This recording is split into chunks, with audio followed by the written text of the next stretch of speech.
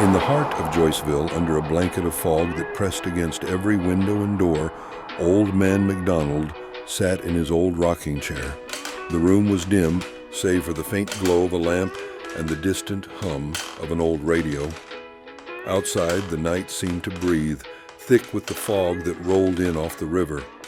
Inside, though, all was still, until it wasn't. A noise, faint at first, broke the quiet. A subtle scrape as if something or someone had disturbed the calm. What a peculiar and murderous sound that was. I better ignore it and blame it on the cat or some other house guest a person of my old age might have. Like a fish or something. He leans back in his chair, but then the noise comes again, louder this time. His eyes snap open. Well, that's kind of hard to ignore now. The same loud noise happens twice. That's too many times. Papa always said something poignant and relevant about coincidences that I just so happened to not be able to recall at this very pivotal moment. He stands, his old joints creaking as he begins to move toward the source of the sound. Old joint? You gonna narrate everything I'm doing in such a judgy way, is you? It's an audio medium, old man, I have too. But I can try to be nicer to you. I'd appreciate that, old sport. Well, I suppose I'll have to see about that strange and murderous sound, don't I? Yes. The handsome old man slowly walks toward the hallway, moving with surprising agility for his age, almost as if defying the years, leaving one to wonder how someone so old can move so swiftly. He peers into the darkness, the kind of darkness that haunts his soul, the kind that keeps him awake at night, questioning whether he's been too much of a failure, too much of a miserable person, now left alone with nothing but his foolish collection of spoons. The house groans too, as if it too is straining to listen. I'm on a fence on whether I like you or not, but you speak the truth, young buck. Anyway, could be the wind, could be the damn mice, but could also be... The noise stops suddenly. The silence presses down, thick as a curtain. Oh, shit. Now that's quiet. Clever, isn't it? A second later, the noise returns, closer this time, a scrape against the floor, then a shuffle, something or someone moving in the dark. All right. Now that's something. Not the cat, not the wind, and no rat's been that loud. No, I've heard that before. He stops at the door to the study, eyes narrowing. All right. You can't keep me on edge like this. Just a figment of my imagination. He opens the door to the study. The room is darker, quieter. The silence feels wrong. Another rustle. Closer now. He steps further in. All right, come on out. Whoever you are, I'm not afraid, okay? I'm a little afraid. Oh my, it appears I have soiled myself. It's inconsequential. I was planting azaleas this morning. Never mind. I'll get the broom or the fish or something. The silence grows more oppressive. The scraping stops. Not a sound now, eh? Bitch, just typical. All that noise, and now not even a squeak? He steps deeper into the room, squinting at the dark corner. There's nothing there, but something feels wrong. His hand hovers near a shelf where a strange wooden spoon rests, an odd relic from days long past. I'm not losing my mind, am I? The spoon. He walks further into the room, the sound of his footsteps, now the only thing breaking the silence.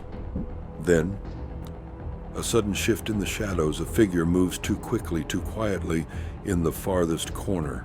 Oh, it's you. The least obvious, but at the same time, the person I thought of all along. The figure steps into clearer view, never fully revealing the details, leaving the identity of the intruder shrouded in mystery. After all, what kind of murder mystery would this be if we revealed that the Major was the killer within the first 5 minutes? Oh, snap. Giblets. Can we censor that in post, yeah? Yeah, we can take that Great. Woof, almost messed that up. Old Man MacDonald, realizing the Major was there to murder him, now with a hint of disbelief in his voice. Oh, shit, I did it again, didn't I? God damn it. Get it together, Neil. Get it together. What do you... Oh, no, I'm being murdered. I'm being murdered hard. A muffled noise follows, a door gently closing somewhere in the house. The rest is silence. The room suddenly cold as the air stills.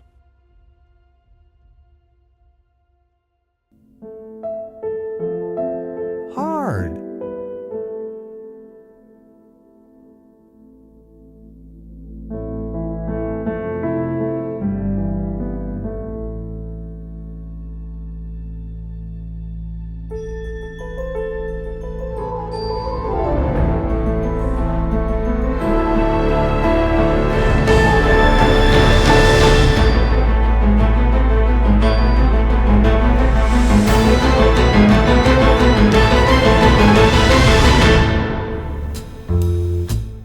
After Old Man MacDonald's hard, murderous death, Joiceville seemed to hold its breath. The fog, still thick from the night before, lingered in the streets like a shroud.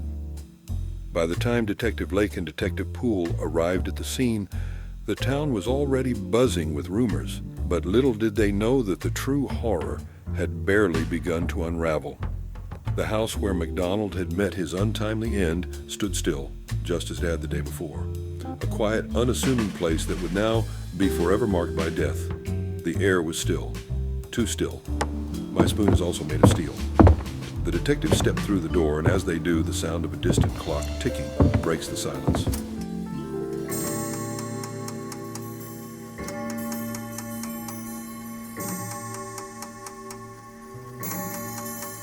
A lot of people would pass right by this place. Quiet, clean. Not much to see here. Or so they'd think. Well, I wouldn't want to pass by the place. Looks like a killer's wet dream. Nice and isolated. A heavy, uneasy atmosphere hangs in the room. Detective Lake glances at the room, her eyes drawn to the faint marks on the floor, a trace of something disturbed. Something's off here. Oops, sorry. Let me turn on the lights. Thank you. This room, it wasn't just some random act. Detective Poole leans closer, his gaze flitting across the cluttered desk, the overturned chair, the strange spoon in the corner. He smirks, but there's a nervous edge to his voice. Yeah, looks like somebody went a little too hard with the home makeover. And what's with the spoon? Slow zooming panned with eerie music playing in the background as the camera zooms into the red herring spoon.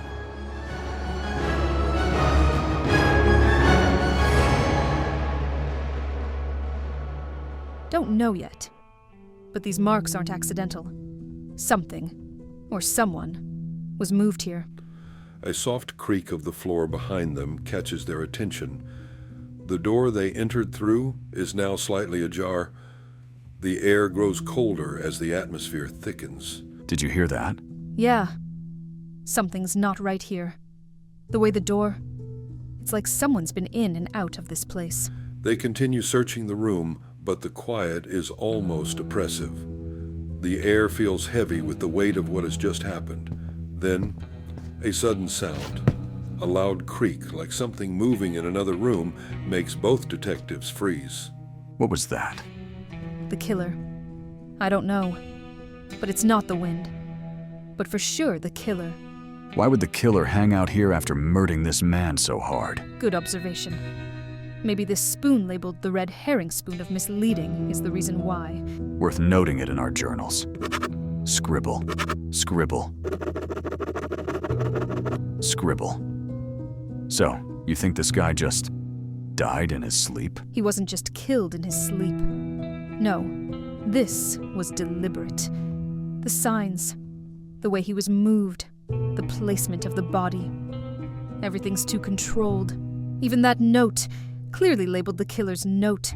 A lot of people would just assume it was a random act, right? Maybe even a robbery gone wrong. But there's no sign of that here. Detective Poole steps forward, tracing the faint outline of a note half hidden beneath the desk. He picks it up cautiously and reads aloud. I murdered this person. It was not an accident on his part. He did not, in fact, mean to stab himself 13 times in the chest. Signed, murderer. Well, that clears it up, doesn't it? The detectives exchange a look, their suspicions confirmed. A muffled noise follows, a door gently closing somewhere in the house. The rest is silence, the room suddenly cold as the air stills. Under his breath. This whole place gives me the creeps. Forensic analyst Steve enters almost out of breath, as if he's been rushing around. He stumbles over his words as he starts speaking. It has the murderer's signature. What do you make of this crime scene? Could use more exposition. Detective Lake, you've solved more murderers in the past year and a half than the entire Christmas choir has sung Christmas carols. Ooh. Oh, gee. Oh, in Detective Pool, you're also here? Oh, man. I know your partners, but 2 for 1, eh? Your track record for being the most absolute observationalist detective on this side of the globe is nothing short of remarkable. Is that enough exposition? Jesus. Ooh. Jesus Christ? Yeah, he's a figure whose influence spans millennia. Some people think he's not real, some people do, whose teachings have shaped civilizations, sparkled revolutions, inspired countless works of art. Sorry. Yes, that's us. Respectably in Jesus, I guess. Yeah, don't keep going. I can keep going. I know a lot about Jesus, but I'm an atheist. That's why. That's enough for me. Yes. So I'm the one who found the body. Me. It's dead. Yeah. So quite a mess in here, isn't it? I mean, there's stuff all over the place. I mean, it's not what it looks like. Unless what it looks like, it's a murder, and then it is exactly what it looks like, of course. You see, this sort of things happens all the time. I mean, not all the time. It doesn't. People are not getting murdered all the time. But, there is, a dead guy. Relax, Steve. We'll get to the details. Just tell us what you found. Right. So, MacDonald, his body, is dead. And he wasn't, and it wasn't just stabbed. He had some defensive wounds too, and you might see some signs of struggle, arthritis too. And there's a note, right? The note's important. Yes, very important, very, very important. The most important, some might say. Makes it clear this wasn't an accident. I don't think he meant to do that. Get murdered hard? Right. That would ruin my evening. Indubitably. This is no accident. I don't think he meant to stab himself 13 times in the chest. So, the victim's name is... Old Man MacDonald. I already said it, but okay, yeah. Oh, amazing. Indeed. Amazing. She's so amazing. Thanks. I learned how to read when I was young. Detective Lake shows a bunch of mail addressed to the victim. Clever. Thanks. Well done, Detective. Wow. Case closed. Not yet, Lake. Right. So, the Vic, that's her forensics little term. The Vic... Age range. Okay. 25 to 80. Male, likely Cassian American, somewhere in his mid-40s, give or take a few years. Height's a bit of a challenge to estimate, but we're looking at somewhere between 3 and 10 feet tall, based on the general proportions and, some of the items I found nearby. Definitely not the average height of your typical victim, though that would require further scrutiny. He also has a mild but noticeable affinity for mystical and rare spoons. One could surmise a possible collection, if the residue of that odd carving tool over there is anything to go by. Not to mention the sheer amount of teaspoons he had stashed in his desk drawer. Not your usual drawer contents, I'd say. Could be a hobby. One of those rare obsessions that, when combined with his apparent fondness for large oak furniture and a very specific kind of tea kettle, suggests a deeper personality. And perhaps, just maybe, an unfortunate misstep in his pursuit of, whatever it was that kept him collecting those spoons. For the looks of it, though, okay. let's just say he's definitely got more quirks than your average dead guy. What is it, Detective Lake? He's also a pants-wearing type. Classic old man. What do you make of it, Poole? He's dead. Of course. From all the stabbing. How could I miss that? Not old age. The stabbing did it. Stabby. That's brilliant. That's so brilliant. Anyway. Let's blow this popsicle stand, Ace. And grab some ice cream. No one grabs ice cream, Lake. You eat it with a spoon. Yes, of course. The spoon. You guys are so good at this.